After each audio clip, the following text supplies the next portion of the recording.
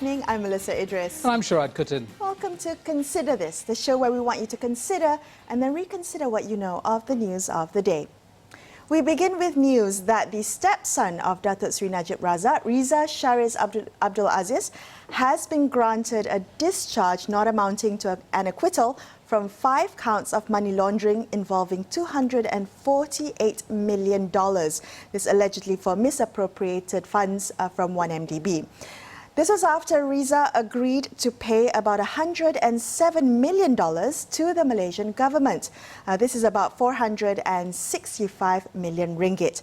Gopal Sriram, who was leading the prosecution, however, said that the discharge not amounting to an acquittal is dependent on Reza returning the money to the government, and if Reza fails to do so, then the prosecution reserves its right to reinstate the charges and prosecute him to the full limit of the law. Now, the question is, will the public see this as a win-win?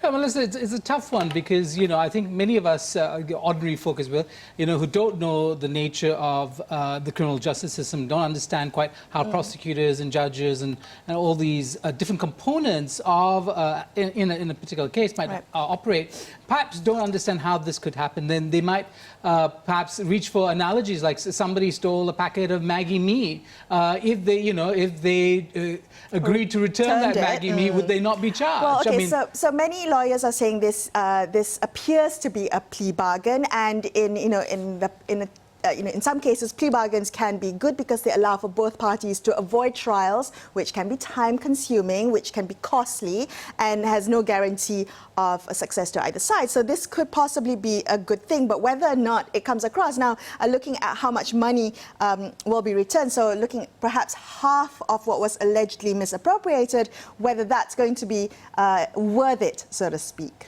Yeah, I mean, it's a tough one because there's also this idea of justice, that if you had done something wrong, even if the outcome is good, like the monies are returned, for instance, or you say you're sorry, the point is, should you still have to pay the price of the on an ethical level, should you still have to pay some sort of price, or is this a way of letting people, especially, and I think it's said, there's a lot of chatter, Melissa, on social media saying, well, the lesson of all this is when you steal big, because when you steal big, you have bargaining power. Dear.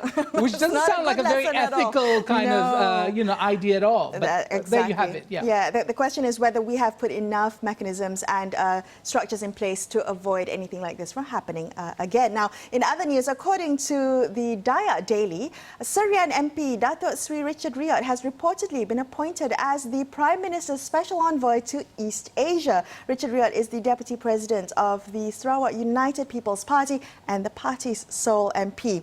He, however, says he has yet to be officially informed of the appointment. But if this is in fact true, if the appointment is confirmed, then he joins a long list of Perikatan Nasional lawmakers who have been appointed to key positions in the government and in government-linked companies. I'm curious, particularly as to his role as Special Envoy to East Asia, because, we have Bintulu MP Tiong King Sing as the Prime Minister's Special Envoy to China. So how would that overlap, I wonder? Yeah, there's also this other question. It's often brought up in the comparison between the Perikatan Nasional Government and its predecessor, Pakatan Harapan. Say, well, Pakatan Harapan any different? Well, Pakatan Harapan did have an envoy to China, but he did not have full ministerial status. All the three, Hadi Awang, who's special envoy to the Middle East, even though he can't travel there.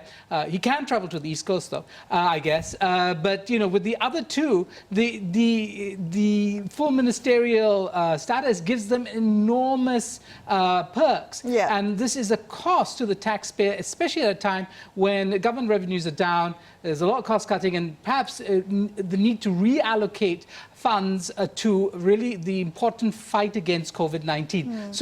So the question that the public might ask is, do we really need an East Asia envoy on top of China envoy at this point in time, considering the immense cost it is to the public purse? Exactly, particularly, and as you mentioned, no travel allowed at this point in time. All right, we're going to take a quick break. After this, we'll take a closer look at the lost opportunities in having Dewan Rakyat sit for just one day and without the tabling of government bills. So stay tuned to consider this.